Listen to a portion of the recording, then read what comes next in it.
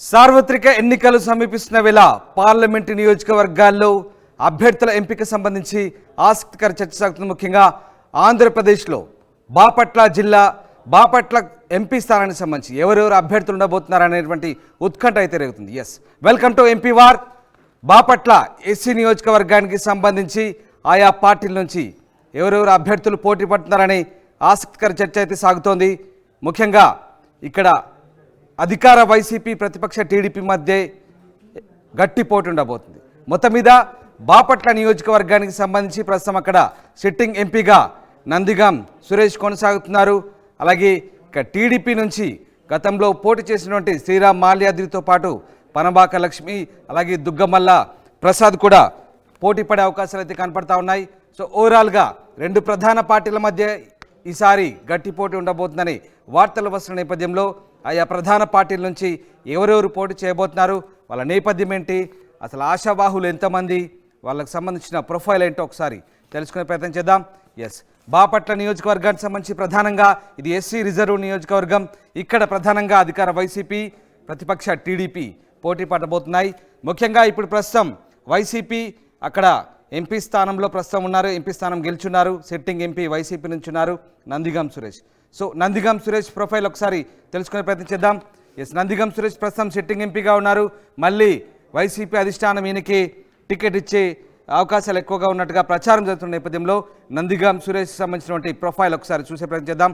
And అలాగే నందిగాం సురేష్తో పాటు సుచరిత భర్త దయాసాగర్ కూడా వచ్చే అవకాశాలు వార్తలు వస్తున్నాయి. అయితే ముందుగా నందిగాం సురేష్ సంబంధించిన ప్రొఫైల్ చూద్దాం. 2019లో టీడీపీ అభ్యర్థిగా మాల్యాద్రిపై 16,000 ఓట్ల మెజార్టీతో నందిగాం సురేష్ గెలుపొందారు. ఇక మరోసారి అవకాశం ఇస్తే ఇవ్వాలంటూ అధిష్టానానికి ఆయన విజ్ఞప్తి చేస్తున్న పరిస్థితి కనబడతా ఉంది. సిట్టింగ్ ఎంపీ ఉన్నారు, ఆయనకి మళ్ళీ ఛాన్స్ ఇచ్చే అవకాశం ఉన్నట్టుగా వార్తలు వస్తున్న నేపథ్యంలో అటు మాజీ హోంమంత్రి మేకతోటి సుచరిత ప్రస్తుతం అసంతృప్తిగా ఉన్నారు. ఒకవేళ ఆమె భర్తకు టికెట్ ఇవ్వాలని కోరితే కనుక గట్టి పోటీ ఉండే అవకాశాలు కనిపిస్తూ ఉన్నాయి. ఆమె భర్త దయాసాగర్ కూడా ఈసారి ఎంపీ రేసులో ఉన్నట్టుగా తెలుస్తుంది. ఇక దయాసాగర్ సంబంధించి ప్రొఫైల్ ఒకసారి చూసే ప్రయత్నం చేద్దాం. ఎస్, దయాసాగర్ వైసీపీ నేతగా ఉన్నారు. మాజీ ఇన్కమ్ ట్యాక్స్ ఆఫీసర్ అయినటువంటి దయాసాగర్ ప్రస్తుతం ఎంపీ టికెట్ సంబంధించినటువంటి రేసులో ఉన్నారు.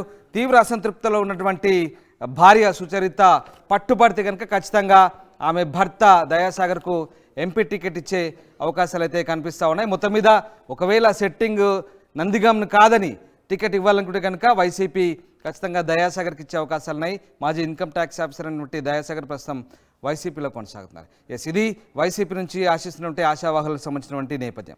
రైట్, ఇక టీడీపీకి సంబంధించి ముఖ్యంగా టీడీపీలో గతంలో శ్రీరామ్ మాల్యాద్రి ఎంపీగా ఉన్నారు. అండ్ 2009, 2014, 2019లో 3 సార్లు ఎంపీగా పోటీ చేశారు. 2014లో ఎంపీగా ఎన్నికయ్యారు. అయితే 2019లో ఓటమి పాలయ్యారు నందిగాం సురేష్ చేతిలో. అయితే ఇక్కడ మాల్యాద్రితో పాటు అలాగే దగ్గుమల్ల ప్రసాదరావు కూడా పోటీ పడుతున్నారు. దగ్గుమల్ల ప్రసాదరావు రిటైర్డ్ ఐఆర్ఎస్ అధికారి, అలాగే క్లౌడ్స్ వుడ్ కన్స్ట్రక్షన్ చైర్మన్గా కూడా ఉన్నారు. సో ఇక్కడ ప్రధానంగా ఈ ఇరువురు, దీంతో పాటు పనబాక లక్ష్మి కూడా రేసులో వచ్చే అవకాశం, ఎందుకంటే ఎస్సీ రిజర్వ్డ్ స్థానం కాబట్టి ఒకవేళ పనబాక లక్ష్మికి అక్కడ తిరుపతిలో కానీ అవకాశం దక్కపోతే ఇక్కడ బాపట్లకు షిఫ్ట్ చేసే అవకాశాలు కొంతమేరకు ఉన్నాయని టీడీపీ వర్గాల్లో అయితే ఆసక్తికర చర్చ సాగుతుంది. ఎస్, ప్రధానంగా శ్రీరామ్ మాల్యాద్రి అయితే పోటీలో ఉన్నారు. శ్రీరామ్ మాల్యాద్రి సంబంధించినటువంటి ప్రొఫైల్ ఒకసారి చూసే ప్రయత్నం చేద్దాం. ఎస్, శ్రీరామ్ మాల్యాద్రి గతంలో ఇదే స్థానం నుంచి ఇందాక చెప్పాను 3 సార్లు పోటీ చేశారు. 2009, 14, 19లో పోటీ చేశారు. 2014లో అయిన ఎంపీగా ఎన్నికయ్యారు శ్రీరామ్ మాల్యాద్రి బాపట్ల ఎస్సీ స్థానం నుంచి. అలాగే ఇక వరుసగా 3 సార్లు పోటీ చేశారు కాబట్టి మళ్ళీ తనకు అవకాశం ఇవ్వాలి, ఒకసారి ఎంపీగా పనిచేస్తానని చెప్పి గట్టిగా అధిష్టానాన్ని కోరే అవకాశాలు కనిపిస్తున్నాయి. దీంతో పాటు దగ్గుమల్ల ప్రసాదరావు కూడా one of the aspirant TDP నుంచి. ఈయన రిటైర్డ్ ఐఆర్ఎస్ అధికారి, అలాగే క్లౌడ్స్ వుడ్ కన్స్ట్రక్షన్స్ చైర్మన్గా కూడా ఉన్నారు. అట్లాగే ఎంపీ టికెట్ కోసం గట్టి ప్రయత్నం చేస్తున్నారు. ఆర్థికంగా బలమైన నేతగా కూడా ఆయనకు పేరుంది కాబట్టి ఖచ్చితంగా టీడీపీ ఈయన అభ్యర్థిత్వాన్ని కూడా పరిశీలించే అవకాశం ఉంది. ఒకవేళ మాల్యాద్రిని కాదంటే కనుక ఈయనను కూడా పరిశీలనలోకి తీసుకునే అవకాశం ఉంది. సో ఖచ్చితంగా దగ్గుమల్ల ప్రసాదరావు కూడా గట్టి పోటీ ఇవ్వబోతున్నారు మాల్యాద్రికి. వన్ ఆఫ్ ది ఆస్పిరెంట్గా టీడీపీ నుంచి ఉండే అవకాశం ఉంది. సో ఇది మొత్తం మీద టీడీపీ నుంచి అయితే 2 లేదా 3 ప్రస్తుతానికైతే ఆశావాహులు ఉన్నారు. ప్రధానమైన పోటీ మాత్రం వైసీపీ టీడీపీ మధ్య కొనసాగే అవకాశాలున్నాయి. ఇక రెండు ప్రధాన జాతీయ పార్టీలైన బీజేపీ, కాంగ్రెస్ సంబంధించి ప్రస్తుతానికి అభ్యర్థులు ఎవరు అనేది క్లారిటీగా సమాచారం అయితే లేదు. దానికి సంబంధించి పూర్తి స్థాయిలో ఒకవేళ బీజేపీ నుంచి కూడా ఎట్లాంటి క్యాండిడేట్ ఎవరిని పెడతారు, ఏం జరగబోతుంది, ఒకవేళ పొత్తులో అవగాహనలో భాగంగా ఈ సీట్లు టీడీపీకి వదిలేస్తారా, ఏం జరగబోతుంది, అలాగే జనసేన కూడా ఈ స్థానాన్ని ఒకవేళ ఆశిస్తుందా లేదంటే పొత్తులో భాగంగా టీడీపీకి వదిలేస్తుందా అనేది మాత్రం ఇంకా పూర్తి స్థాయి క్లారిటీ లేదు. అటు కాంగ్రెస్ పార్టీ సంబంధించి కూడా ఇప్పటివరకు ఎవరు అభ్యర్థి అనేటువంటి క్లారిటీ అయితే లేదు. ఒకసారి రామారావుతో జైనదం. రామారావు, బాపట్ల ఎస్సీ రిజర్వ్ స్థానానికి సంబంధించి ఒక ఆసక్తికరమైన చర్చ అయితే సాగుతుంది. సో బాపట్లలో ప్రధాన రాజకీయ పార్టీలకు సంబంధించి ఎవరెవరు ఆశావాహులుగా ఉన్నారు, ముఖ్యంగా ఎవరెవరి మధ్య గట్టి పోటీ ఉండే అవకాశం ఉంది ఈసారి ఎలాగైనా సరే బాపట్ల సిట్టింగ్ ఎంపీ స్థానాన్ని నిలబెట్టుకోవాలని వైసీపీ, అలాగే గతంలో గెలిచి 2019లో ఓడిపోయినటువంటి బాపట్ల స్థానాన్ని మళ్లీ చేజెక్కించుకోవాలని టీడీపీ రెండు కూడా తీవ్ర ప్రయత్నాలు చేస్తున్నాయి. సో ఈ నేపథ్యంలోనే ఈసారి ఎట్టి పరిస్థితుల్లో కూడా వైసీపీ, టీడీపీ బాపట్ల ఎంపీ స్థానాన్ని గెలవటాన్ని చాలా ప్రెస్టీజియస్ గా తీసుకున్నటువంటి పరిస్థితి ఉంది. ఎందుకంటే బాపట్ల ఎంపీ పార్లమెంటు స్థానాన్ని పరిశీలించినట్లయితే తెలుగుదేశం పార్టీకి కొద్దిగా బలం ఎక్కువగా ఉంది. ఎందుకంటే మొత్తం 7 స్థానాలు ఉన్నాయి. బాపట్ల ఎంపీ పరిధిలో 7 అసెంబ్లీ సెగ్మెంట్స్ ఉంటే కేవలం 3 స్థానాల్లోనే వైసీపీ అభ్యర్థులు గెలిచారు. ఎందుకంటే 2019లో చూసుకున్నట్లయితే వైసీపీ అంత ఉన్నప్పటికీ కూడా బాపట్ల ఎంపీ పరిధిలో చూసుకున్నట్లయితే 3 స్థానాల్లోనే వైసీపీ ఎమ్మెల్యేలు గెలిచారు. అలాగే 4 స్థానాల్లో టీడీపీ అభ్యర్థులు గెలిచినటువంటి పరిస్థితి ఉంది. అలాగనే 2014లో బాపట్ల ఎంపీగా శ్రీరామ్ మాల్యాద్రి గెలిచారు. 19లో వైసీపీ గెలవడం జరిగింది. ప్రస్తుతం సిట్టింగ్ ఎంపీగా నందిగం సురేష్ ఉన్నారు. సో ఈ నేపథ్యంలోనే తెలుగుదేశం పార్టీ మళ్ళీ ఖచ్చితంగా ఇక్కడ, ఎందుకంటే 4 అసెంబ్లీ సెగ్మెంట్ లో టీడీపీ గెలిచిన నేపథ్యంలో అక్కడ టీడీపీకి బలమైన ఓటు బ్యాక్ ఉంది. ఖచ్చితంగా ఈసారి ఎలాగైనా గెలవాలని భావిస్తున్నారు. అలాగనే సిట్టింగ్ స్థానాన్ని నిలబెట్టుకోవాలని కూడా వైసీపీ భావిస్తున్న పరిస్థితి ఉంది. అయితే ప్రస్తుతం సిట్టింగ్ ఎంపీగా ఉన్నటువంటి నందిగం సురేష్ మళ్ళీ మరొకసారి పోటీ చేసే అవకాశం అయితే ఉంది. అయితే ఆయన్ని ఎమ్మెల్యేగా పంపించాలనే అధిష్టానం కూడా ఒక ఆలోచన చేస్తున్నటువంటి పరిస్థితి.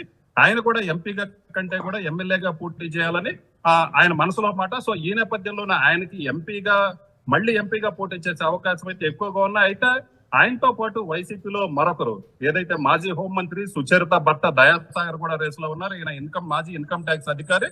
సో ఆయన కూడా బాపట్ల ఎంపీ సీటు మీద ఆశలు పెట్టుకున్నారు. ఎందుకంటే దయాసాగర్ ది బాపట్ల నియోజకవర్గం కావడంతో ఆయన సొంత నియోజకవర్గంగా మారినటువంటి పరిస్థితి ఉంది. సో ఈ నేపథ్యంలోనే బాపట్ల ఎంపీ స్థానాన్ని తనకి ఇవ్వాలని కోవటం జరిగింది. ఆ దయాసాగర్ భార్య హోంమంత్రిగా ఉన్న సమయంలోనే సీఎం జగన్ ని కలిసి తానుకు బాపట్ల ఎంపీగా పోటీ చేసే అవకాశం ఇవ్వాలని కోవటం జరిగింది. అయితే ఈ మళ్ళీ తర్వాత హోంమంత్రిగా సుచరిత పదవి పోవటం, తర్వాత ఆమె అసంతృప్తికి లోనవటం. సో ఈ అన్నిటి నేపథ్యంలో ప్రస్తుతం రాజధానిలోనే కీలక ప్రాంతమైనటువంటి తాడికొండ ప్రాంతానికి సమన్వయకర్తగా నియమించడం జరిగింది. సో ఖచ్చితంగా తనకు ఎంపీ సీటు కావాలని కూడా ఆయన కూడా పోటీ చేస్తున్నారు. వైసీపీ తరఫున అయితే మాత్రం ప్రస్తుతానికి వీళ్ళిద్దరు పేర్లే వినిపిస్తున్నటువంటి పరిస్థితి ఉంది. మరోవైపు చూసుకున్నట్లయితే టీడీపీ నుంచి వరుసగా 3 సార్లు పోటీ చేసినటువంటి శ్రీరామ్ మాల్యాద్రి మళ్ళీ పోటీ చేయాలని భావిస్తున్నారు. టీడీపీ అధిష్టానం కూడా శ్రీరామ్ మాల్యాద్రి అయితే ఎలాగుంటుంది, మళ్ళీ 4వ సారి బరిలోకి దింపితే ఎలాగుంటుంది అనే ఒక ఆలోచన చేస్తుంది. ఎందుకంటే 3 సార్లు పోటీ చేయడంతో బాపట్ల ఎంపీ పరిధిలోని 7 కాన్స్టిట్యూషన్ లో చూసుకున్నట్లయితే ఆయనకి పరిచయాలు కూడా ఎక్కువగా ఉన్న నేపథ్యం. సో శ్రీరామ్ మాల్యాద్రికి ఎక్కువగా వచ్చే అవకాశం ఉన్నప్పటికీ కూడా తాజాగా మాజీ ఐఆర్ఎస్ అధికారి దగ్గుమళ్ళ ప్రసాదరావు రంగంలోకి దిగడంతో కొంత సిచ్యువేషన్ అయితే మారినటువంటి పరిస్థితి ఉంది. ఆయన బాపట్ల ఎంపీ సీట్ ఆశిస్తున్నాడు. అలాగనే ఆయన బాపట్ల జిల్లా కేంద్రమైనటువంటి బాపట్లలో కూడా ఈ 2 రోజుల క్రితమే ఆయన సమావేశం కూడా ఏర్పాటు చేశారు. తెలుగుదేశం పార్టీకి సంబంధించినటువంటి 7 సెగ్మెంట్లకు సంబంధించినటువంటి నేతల్ని కూడా పిలవడం జరిగింది. ఆయన తన మనసులోని మాట కూడా చెప్పారు. బాపట్ల ఎంపీ సీట్ ఆశిస్తున్నానని కూడా చెప్పడం జరిగింది.